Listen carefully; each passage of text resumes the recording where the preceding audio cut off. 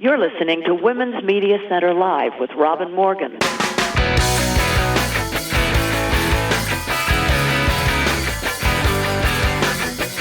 Welcome to Women's Media Center Live.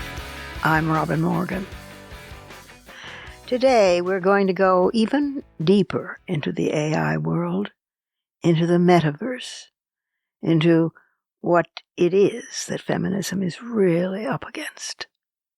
My guest for the conversation today is Laura Bates, a returnee to the program, the founder of the Everyday Sexism Project in England and the world, an ever-increasing collection of over 200,000 testimonies of global gender inequality. She is also the author of 8 books, including Everyday Sexism, Girl Up, The Burning, Fix the System, Not the Women, and her new book that she's here to talk about today is The New Age of Sexism. And it's something else. She writes regularly for The Guardian and The New York Times, and she won a British Press Award in 2015. She's a frequent media commentator on the BBC and on CNN and a consultant for productions tackling issues around gender inequality. She has lectured everywhere from the United Nations to Wembley Stadium in Britain, from the Sydney Opera House to the Houses of Parliament. She works closely with politicians, businesses, schools, police forces, and organizations from the Council of Europe to the United Nations to tackle gender inequality.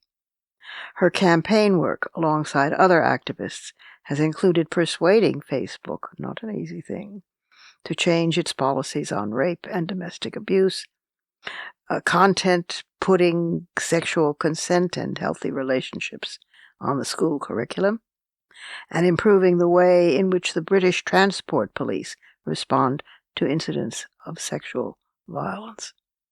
She was awarded a British Empire Medal for services to gender equality in the Queen's Birthday Honours List 2015. And it is my great pleasure and real delight to welcome her back to this program. And we will begin the conversation with Laura Bates right after this message.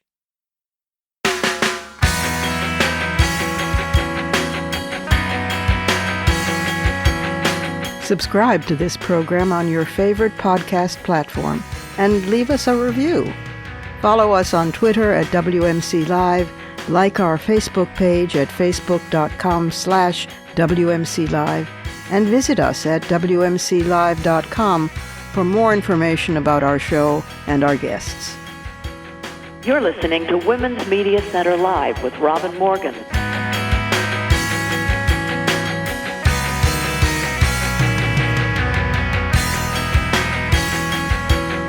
Laura Bates, welcome back to Women's Media Center Live.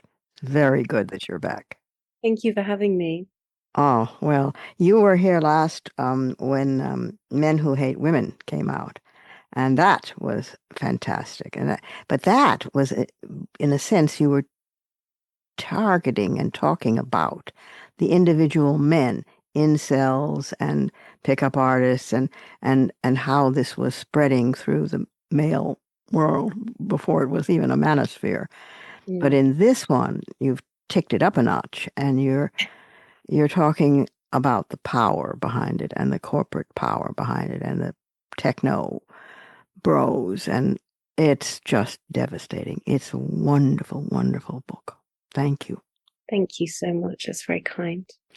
Well, I don't know where to start. I think I better ask you, first of all, the basic question: how do you stay sane? Because this, just even to look at the contents page, it's slut shaming, it's cyber brothels, it's women, and the new age of sexism has a subtitle which is how AI and emerging technologies are reinventing misogyny, and they are, and they're doing it under the noses of us, a generation that has no experience with it. So we don't even know what to warn them against. It's not even, don't go into the parking lot alone at night. We can't, there's nothing to warn them about because we don't know. So we're all tabula rasas here. How did you do all this research and not wind up babbling to yourself in a corner? I babble in the corner sometimes, but I think we are standing, I think, on the brink of a precipice. We are in a moment of unique peril in terms of Yes. scale of what we are talking about here and its reach. And I think we have a choice. I think it would be very easy to be overcome by a sense of despair and powerlessness. And I also think this is the very worst possible moment for us to allow that to happen. The other choice we can make is to feel an enormous sense of urgency, of intensity, of the need to rise and really meet this moment head on and to fight. And I think for me, what inspires me is the young women I meet in schools who are fighting, who are activated and politicized and galvanized and furious, who are starting their own campaigns, who are thinking about ways of designing their own tech, of fighting back. You know, the feminist lawyers and researchers and activists and campaigners who are working so hard to raise the alarm, to say this thing is coming. It is coming so fast. And if we don't stand together now, it will be too late. Yeah. And I draw a huge amount of inspiration from those women and from those girls who are so bravely, you know, shouting back in the face of something that does feel very scary and overwhelming. We have to keep going. We have to meet it, because otherwise we're admitting defeat for generations of women and girls to come. Yes, no, that's absolutely true. I mean, the whole planet itself is in that sense doomed. But it's, it's everything from street harassment to cyber brothels, which I had heard of, but I hadn't really focused on.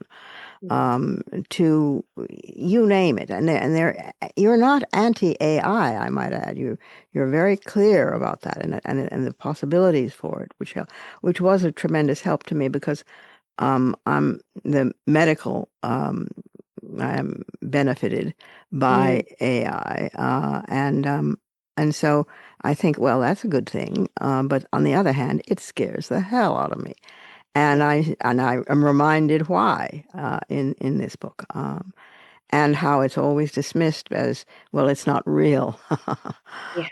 um, which is pretty ironic. But it's every aspect, and the sheer.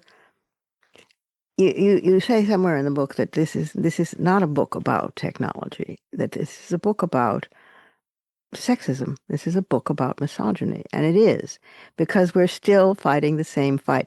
It's interesting. We're still using, in a sense, the same terminology. We were for years having to say, no, no, no, rape is real. Date rape exists. Battery exists. And it was not being heard. And finally it got heard. And the minute it got heard, everything moved to another level where they were able to have the same argument just at another level. And now that's this, you know. Yes. So I And the consequences are so real. I mean, the offline online divide is an illusion. You know, we have examples of stalkers and domestic abusers who are able to use these new forms of technology to precisely track their victims' locations, leading to real world physical violence.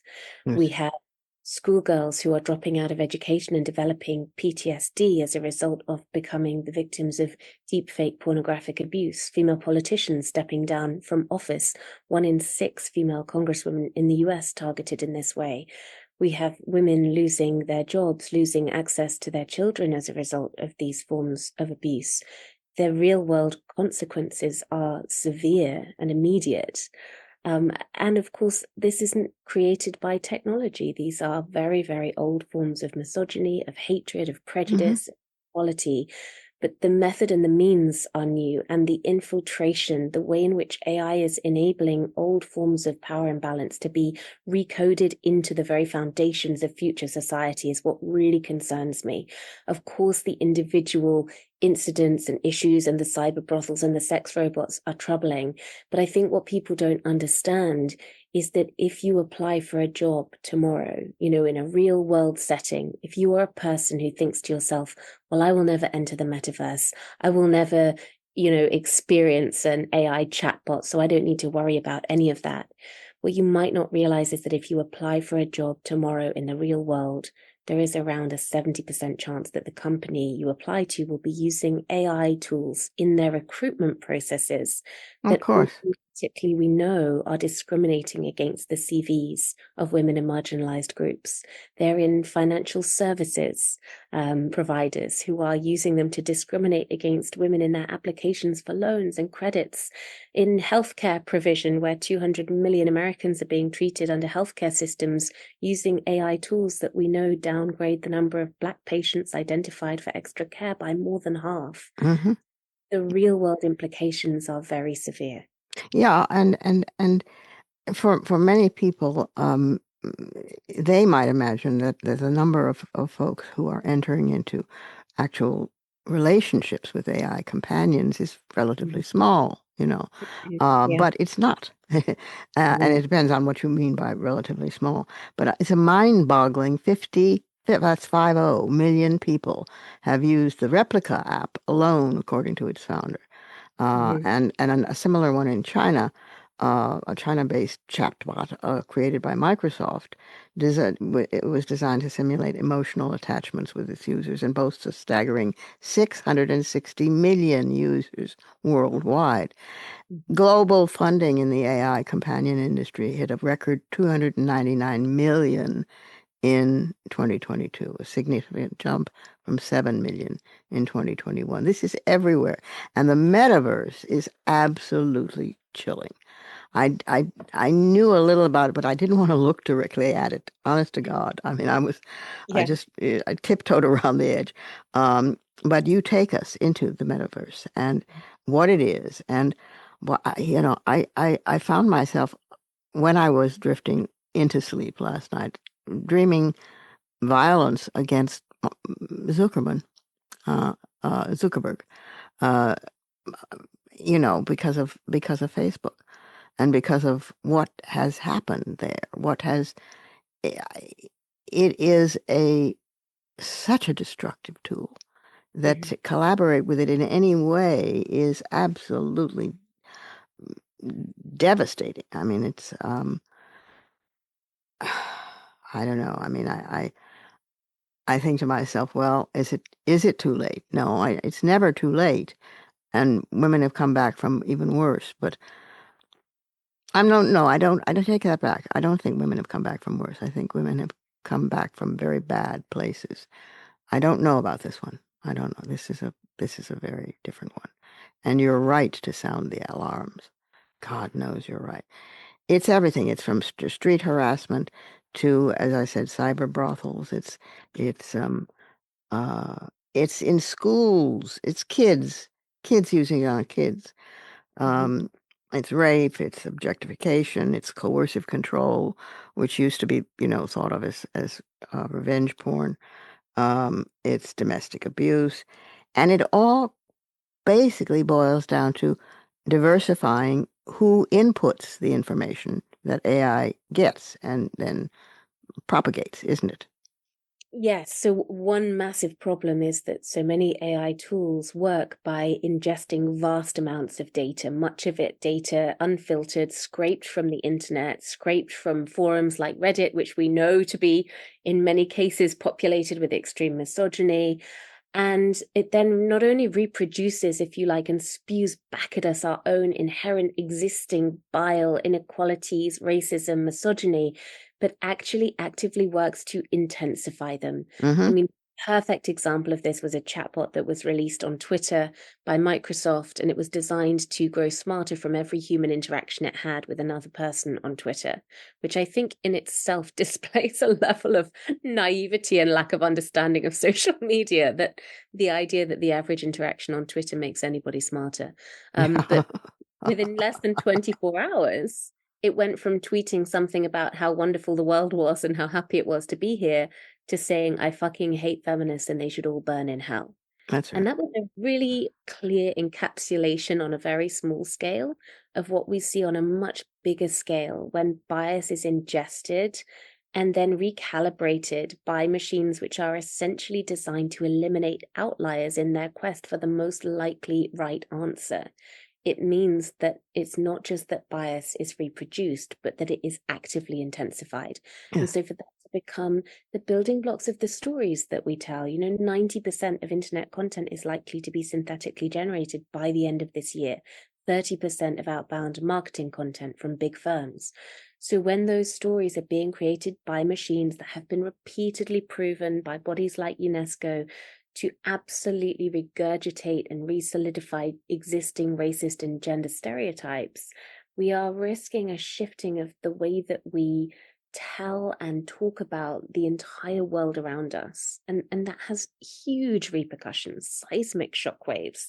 So these are not necessarily tools that have been deliberately designed to have a harmful effect, but where a lack of mitigation, a lack of safety by design, a lack of guardrails and ethics at design stage and at the stage of being rolled out to public consumption mean that these unintended consequences, in part because of bias in the data, in part because of perhaps a lack of diversity in the design teams, are going to have catastrophic impact. And that's before we even get on to the forms of technology where billions is being pumped into creating tools which are deliberately being designed for bias or for harmful effect or for abuse, deepfake technology, sex robots, so on. Those are the ones that get attention because they're about political races or right-wing governments or left-wing governments or whatever. But it is this daily, it's not even drip, drip, drip, it's a flood of poison that is toxifying our systems. And is the love of money is the root of all evil, yes, but is it not conceivable to these people, whether they're at Facebook or whether they're Elon Musk or what, that this is killing people? That this is, is there no way to get to them? Is there? This sounds very naive, I know. I'm back at square one. Because it is so toxic and it is so everywhere. I don't know what to do with it anymore. I don't know. We've taken stands against pornography for decades now, and we have made some progress. But pornography is the least of it. Pornography is the sort of the basic ABCs, and then it goes on. It goes on to chewing up women. So I don't know where we go from here. Well, I think that there are certainly companies and individuals who have become so powerful, so politically entrenched in that power, and so profitable that the only way to affect real change from them is either through regulation, mandated, international, of course, pro-tech, but also ethical regulation in a human rights framework, which does not have to strangle innovation. There is a very powerful argument that has been so effectively disseminated by the tech lobby. Number one, that it is impossible to regulate this sector. It's just too difficult. We can't ask it of them, which is ridiculous, which we would not accept when it came to car manufacturers or food manufacturers in any way. No. But the second part of it is the idea that if you innovate, if you regulate, you will kill innovation. You will kill development. You will kill profit and, brilliant new breakthroughs and potential. The reality, of course, is that we know that regulation enhances trust, that it creates a fair market, that it creates benefits of this huge potential of this technology that can be shared by everybody instead of benefiting and enriching a very small number of people in society at the expense of some of the most marginalized. We know that regulation can be powerful and positive. But I guess the other way to affect change, where governments are not willing to regulate, which is certainly what we're seeing in the US at the moment, it is people power, it's consumer power. It is hitting them where it hurts, which is in their pockets. And that is about enough people standing together and saying, I will not allow my data to be used in this way. I will not participate. I will not use these tools unless you are able to demonstrate a commitment to ethics and to safeguarding and to fairness. And there isn't any reason why we shouldn't be able to affect that kind of campaign, except that at the moment, not enough people know. So many people, when they think about AI and the potential risks, They're thinking about a potential world in 50 years where robots take over and wipe out humans. I know. They don't know that this is happening now. They don't know that women's lives are being ruined now. They don't know that right now, every 7 minutes on average, a user encounters abuse in the metaverse. They don't know that we're on track to see 8 million new deepfake images created by the end of this year alone, or that 99% of those images will be pornographic in nature and 99% of those will be of women. People don't know. And that's why I think it's so important that we shout about this now before it's too late, as Oh loudly as God, is it ever? It's so valuable. And that we do it now, that we do it ahead of, or at least abreast of, the problem, as opposed to doing it later and correcting it. yeah. One of the biggest problems with AI is that we develop products without prioritizing safety, and Hmm. then it has to come in supposedly as a retroactive process, Yes, which, exactly. number one, depends on the pain and the misery of the people who are targeted and suffering from it, and number two, it's considered too high a price to pay uh, Yeah. for their version of progress. So we're screwed literally and figuratively, and that's different from starting out. We used to have an old joke in the women's movement at the beginning, which was, we would say, we had picked this up from the male left, the white male left, Mhm. which was, we'd plan a demonstration, and then we'd say, now, who are we going to get for the black people? Who are we going to get for the Latinos? Who are we going to get? And it took quite a while for the white kids, of which I was one, to realize that saying it at that point is a corrective, and that's not good enough. It Yeah. has to be in there from the beginning, or else it's meaningless. Yeah. So the same is true here. I mean, it's if you develop products without prioritizing their safety right in there, encoded in it, um, it's useless, and It it is. means you're running just to catch up. And we have the perfect example of exactly what that looks like, right? Because that is exactly what has happened over the last 20 years with social media. Precisely. Voices were raised at the very beginning. The voices in particular of women of color. The Harvard Black Women's Association is one really clear example of this. In a November 2003 article in the Harvard Crimson, they speak out about what was then called face mash and the Hmm. potential ethical concerns. And if those voices are ignored. And then under the principle that has now become so famous of move fast and break things, that technology has now become so entrenched in all of our day-to-day lives, in our politics, in our news cycle, in our personal and our professional lives, that it is inescapable. And at this point, it is demonstrably too late to try and create the foundational changes that would be necessary for women and marginalized groups to use that technology without experiencing a daily bombardment of harassment, racism, misogyny, threats, doxing, abuse, stalking. So we can see what happens if we don't do it at design stage. We get lip service. We get sticking plaster solutions that really do nothing to address the torrent of abuse and disinformation and bias.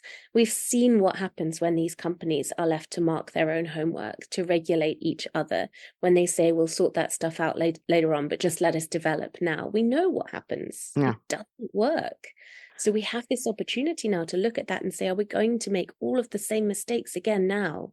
With an issue like AI, which is exponentially greater in terms of scale and reach, and in terms of its infiltration into different sectors of society? Or are we going to listen this time around to the warning voices before it's too late? Well, I don't know if we are, or I should say they are. There's a fashionable phrase, you write, in Silicon Valley: effective accelerationism, which Yes. I find terribly chilling. Talk a bit about that. Yes. There was a Silicon Valley party not long ago where it was reported that accelerate or die was daubed on the walls in paint.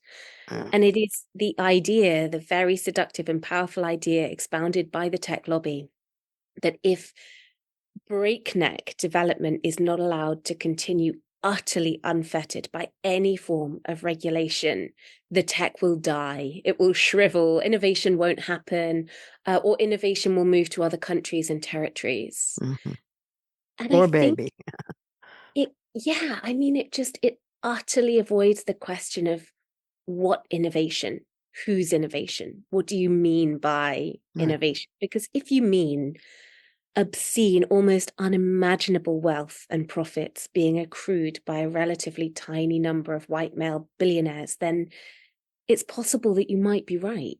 But if you mean progress, real, brilliant human progress across healthcare and education and so many other sectors that is achievable using and harnessing AI in responsible and ethical ways, it is not possible for that future to become a reality without some basic guardrails in place at the point at which products are rolled out to and impacting on the public. It doesn't mean that research and development can't continue at very fast and exciting speeds. You know, No, it of means course not. perhaps detaching big tech funding and interference from that research and development. It means at the point when that research and development then becomes a product that is actively being released and used in recruitment in the financial services sector, that it has to meet certain ethical standards. You know, the idea that that is somehow utterly suffocating, that that is anathema to the sector, I think is just utterly ridiculous, as it would be in any other sector. Yeah, yeah, yeah. Well, I mean, you're right, and quite presciently, that what will make the biggest difference is the same thing we needed to change long before the metaverse or sex robots or AI came on. It is the underlying misogyny and inequality in our society, Yes. and that is still the basic problem. It's the children who are being targeted. It comes back and again, and I couldn't agree with this more, to men's entitlement. Yeah. Entitlement means progress to the manosphere. Hmm. It is normally what they want, and not what women want, not what children want, not what human beings and life and it's entitlement to wealth, it's entitlement to power. I want, because the book ends with some positive, very many positive suggestions. The new Yeah. age in our hands, in fact, putting in place excellent and detailed legislation, um, our imagination of what's possible. There's an Istanbul Convention style structure for a global or at least a regional legislative framework to Yeah. regulate future technology through a lens firmly focused on equity, accessibility, and safety. And then there's a whole section of Carolyn Cinder's feminist data set. Hmm. You ask why our browsers can't be feminist. You Mm. ask, looking back into the feminist internet and what can be revived and mm, reanimated out of that. The Mumkin app. Yeah. There's many different things, some of which I had never heard of, and for these alone, it would be readers, listeners, run, do not walk, and buy this book, because it's not just about harm reduction. It's about joy. It's about actually enjoying existence. It's about possibility, not uh, not only focused on averting the negative.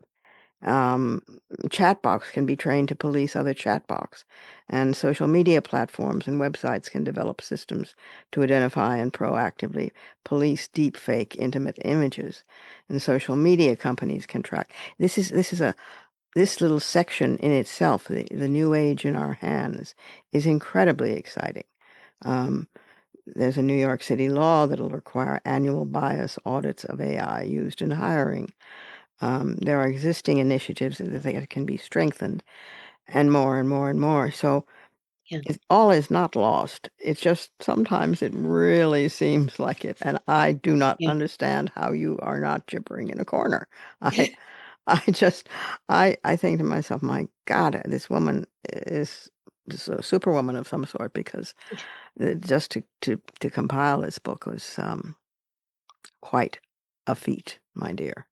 Thank you. And there is hope. You know, every one of those women who have come up with those brilliant AI initiatives gives so much hope. They are beacons for the future. There is the Algorithmic Justice League, which is doing such brilliant work in holding power to account. There are feminist organizations like Chain and Equality Now, which are demanding regulation on a national and international scale and developing AI tools that can be used by survivors to support them. There is hope and there are brilliant initiatives. There is no reason why this AI revolution cannot herald a responsible and ethical wave of tech for good, but only if we talk about it and we demand it now, and only if we support those women who are working on the front lines of this. Because the sad truth is that women are only 12% of AI researchers. They are only a fifth of AI professors. They only get 1% of venture capital funding. So we need to find those women who are doing this brilliant work and support them.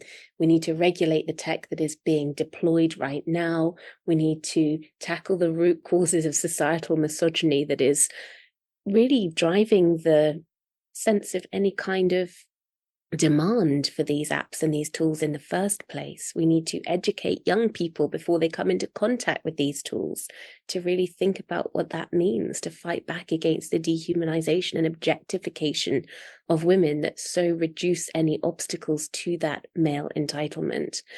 And we need to do all of this as quickly as we possibly can and as we possibly can. We need to run, do not walk. I mean, do you know Gail Dines by any chance? She's a Brit actually, but she has lived in the States for some time, and for about 10, 15 years now. She has very quietly and steadily been developing something called Culture Redefined, which you should probably look into with among the 750,000 other things that you're doing, because it is about training men and boys about pornography and what it does and what it is. And Gail's been on the program a number of times, and she's an old friend, and she says that sometimes when she is giving a speech, men in the front row will burst into tears because they hadn't thought, they hadn't realized, they hadn't put it together that this was actually hurting and killing and maiming people. And now why they hadn't is another question entirely. But she's on the case, and she's doing amazing work and has done it for quite a few years. I know that you're involved with many different groups, including those that fight violent pornography and see it as a training ground. All the more so once it's AI empowered, but that's another possibility. It's I how are you? I mean, just tell me you're all right. I'm all right. I am so acutely aware of the women and girls whose stories I hear on a day-to-day basis, who I know are in dire situations, and I feel a huge sense of responsibility to fight for them, to raise their voices, to experience some of the forms of abuse that are described in the book is a very difficult and upsetting thing. But I am also, researching the stories of 11-year-old girls who are unable to leave home, who are denied access to education. Imagine the impact on them. I think there is such a sense, like, for me, of urgency and responsibility to fight for that next generation of young women and girls who didn't choose any of this, who are coming into a world in which they are bombarded with tech, who are digital natives, unlike the parents and educators who are trying to support them, who are non-digital natives. There is such a powerful sense of urgency, I think, for me, in doing them justice and trying desperately to correct some of these paths that we're heading down before we reach a point where we're setting the foundations of a future world that they will have little choice about living in. And that really keeps me going. Thank God. Thank God for you. Thank God that you're active. Thank God that you're doing this. Thank God that you're doing this work. God in whom I do not believe, but nonetheless, I will thank her. It's amazing the work that you're doing, Laura, and I worry about you. I mean, I worry about you being out there and giving speeches and all the crazy people who are, looking for you. But stay safe, please, and keep up the great work. And we are we are following you, and we will do whatever we can for as long as we can. And being 84 now, it's time is nearing, but I'll still do what I can. Thank you. I'm so grateful to you and Gloria and Jane and the Women's Media Centre and the thousands and hundreds of thousands of other women who have fought so long and so hard on these issues. You know, it would not be possible for me to be doing the work that I do and that I started through the Everyday Sexism Project without the consciousness raising circles that 1970s feminists fought so hard to normalize. You know, it wouldn't be possible for us to be doing any of the work that we're doing now without the work that you all did before us. So Thank you. It's ironic because, as I say, this is not how I expected to spend my 80s, and in fighting Trump. I mean, I and fighting a worldwide turn to the right. So it's a backlash. It's a huge global backlash, but yeah. I think there's got to be some way to turn it around. And that's our job. So bless you for the work that you do. Stay safe, please, please, please. And if you ever need to hide out, you have a place in New York to run to. Oh, dear Laura, thank you so much for being with us on Women's Media Center Live. Thank you so much for having me. We have to take another short break here, but I'll return directly with some fighting words.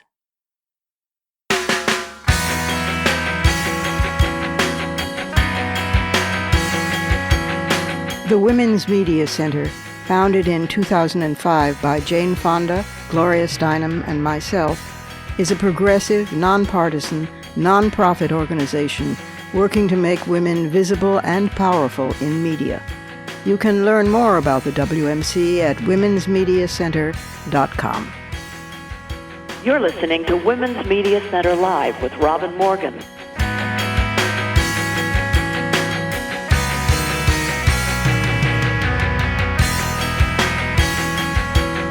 Winning and not knowing it, losing and not knowing it. Those are both fighting words.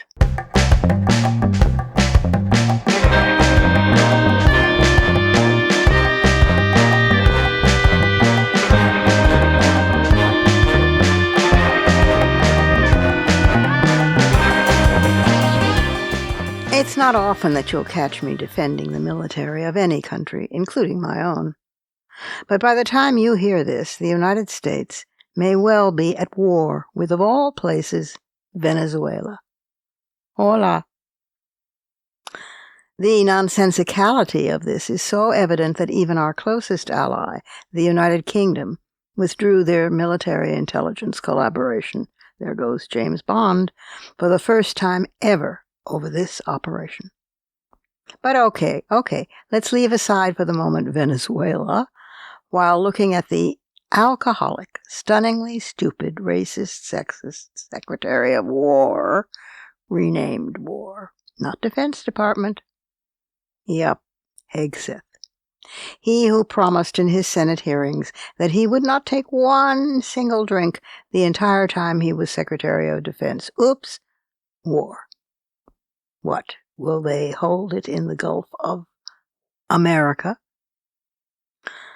Hegseth, whom you may remember saying that he didn't really believe women should be in combat at all, has already removed women from top military leadership roles. But now there's one really close to home. A Navy captain, a troop commander with Navy SEAL 6, these are the SEALs, and a Purple Heart recipient from Iraq, duty in Iraq. She had originally, and with wholehearted backing from her troops, been ranked the top officer for promotion in her cohort and was in line to take over the elite overall charge unit. That is, until the plans were scrapped just 2 weeks before a formal ceremony was scheduled. And thanks to the Navy's up or out policy, her military career has been effectively ended. The woman, whose name the Navy is withholding, had served in the Naval Air Force Command, Navy Diver Bomb Disposal, and been called by her troops the best man for the job. She was axed in secret without a paper trail. Hegseth had already removed a number of women from top leadership roles, and active duty women, who make up about 18% of the U.S. military, say that the self-styled Secretary of War had made them feel less safe and more difficult to be in positions of authority. Voluntary enlistment and recruitment by women, for women, has shrunk. Losing, and not seem to knowing it. But not as much as the federal government itself. The longest shutdown in the history of the country was brought to a halt by 8 Democratic senators, led by one who was not even a Democrat but an independent. They'd all decided to break ranks with all the other Democrats and close it up. This was, mind you, after an election off year where the usually radically unattending public suddenly swept the field with Democratic wins in New York, California, Virginia, New Jersey, Connecticut, Georgia, and more, even in Mississippi. For state senate and state house, for attorneys general, and lots of other down-ticket offices. Because people were hungry, and not just for food. They were hungry to see the Democrats fighting, the out party fighting back against Trump, fighting back against illegal Republican redistricting, fighting back against all the anti-constitutional blots that have been forced down our throats. And by the way, the voters were quite correct in blaming Trump and in blaming the Republican Party and all their yes-men marching in array, not the Democrats, for the shutdown. The walkout of the Democrats did not qualify as a shutdown, but the closing of the House floor did. And that lies at the feet of Speaker of the House, Johnson. Nevertheless, the Republicans at least stuck to it, while those 8 Democratic senators just went their merry ways. Now, this makes me more than cranky. Partly it's because I was raised to act on that whatever you start, you should finish, which is, now that I think of it, not always wise advice. And despite my grief that so many people were suffering because of the shutdown, but the one ray of light is Representative-elect Adelita Grijalva, a Democratic representative from Arizona who finally got sworn in after over 50 days of the Speaker of the House refusing to swear her in, the bastard. Why? Well, because she had said in advance that hers would be the final signature needed for the House of Representatives to demand complete release of the Epstein files. Ha ha ha. For the rest, we're living in cartoon land, and it's not funny.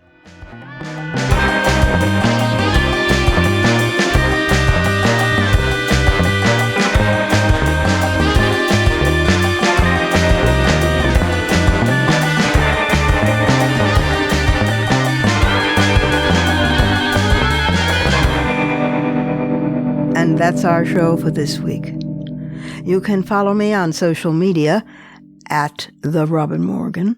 You can check out my blog at robinmorgan.net, and you can find my new novel, Parallax, and my just-out new book of poems, Harvesting Darkness, wherever books are sold. Portions of this program were taped earlier. Views expressed here do not necessarily represent the WMC. Here's the family for Women's Media Center live. Executive producer, as well as founding and sustaining sponsor, Regina K. Scully. WMC president and co-executive producer for this program, Julie Burton. I'm Robin Morgan, your producer and host. Thank you for being with us.